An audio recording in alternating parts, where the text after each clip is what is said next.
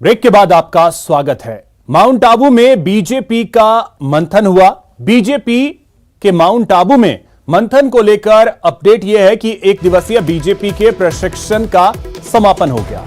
6 सत्र में पहले दिन प्रशिक्षण हुआ।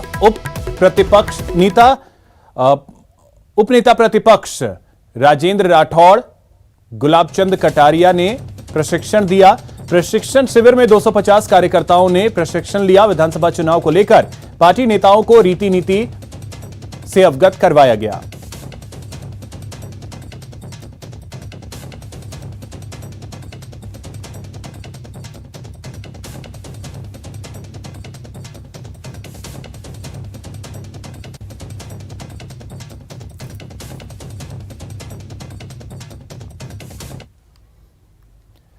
बीजेपी अब सदा के लिए कांग्रेस मुक्त भारत बनाने का संकल्प देख रही है। इसलिए बीजेपी अपने कार्यकर्ताओं को हर चुनाव के लिए तैयार कर रही है। पार्टी के दिग्गज नेता यहां तक कह रहे हैं कि अब युगों युगों तक बीजेपी का प्रदेश की सत्ता पर परचम फहरेगा। पीएम मोदी के नाम के सहारे पार्टी हर 5वें साल में सत्ता परिवर्तन की धारणा को बदलने की कवायद में जुटी है।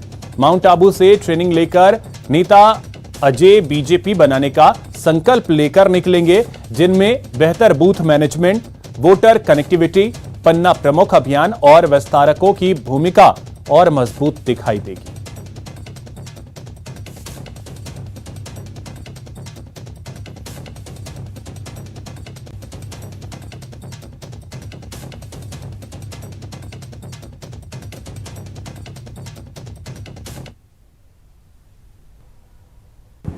प्रधानमंत्री नरेंद्र मोदी जी ने इस देश में जनधन, उज्ज्वला, आवास, आयुष्मान, इसके जरिए और श्री राम जन्मभूमि से लेकर 370 के बड़े महत्वपूर्ण निर्णय किए। देश की जनता में एक भरोसा बढ़ा है, भ्रष्टाचार पर अंकुश लगा है, जातिवाद, परिवारवाद, इनसे पार्टी अलग है। और तो मुझे लगता है कि अब भारतीय जनता पार्टी का देश की राजनीति में कोई विकल्प है नहीं। दूसरा, पार्टी समरस तरीके से भौगोलिक रूप से देश की कश्मीर से लेकर कन्याकुमारी तक, कच्छ से कामरूप तक एक रूपता के साथ में, चाहे पूर्वोत्तर हो, आज वहां हालात बदले, तो कुल मिलाकर देश में एक बदलाव ये साफ तौर पर दिखा है। देश की जनता का भरोसा बढ़ा। अनेकों योजना है जो युगांतरकारी है, क्रांतिकारी है।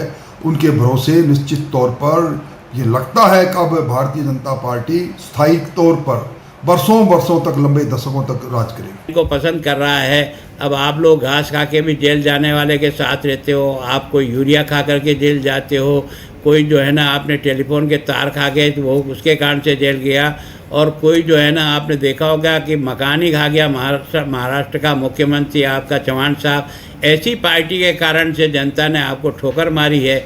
इससे और भारतीय जनता पार्टी इसके विपरीत अपना जीवन और चरित्र के आधार पर अटल बिहारी वाजपेयी और नरेंद्र मोदी पार्टी को खड़ी कर रहे हैं। इसलिए जनता का रुख स्वाभाविक रूप से आ रहा है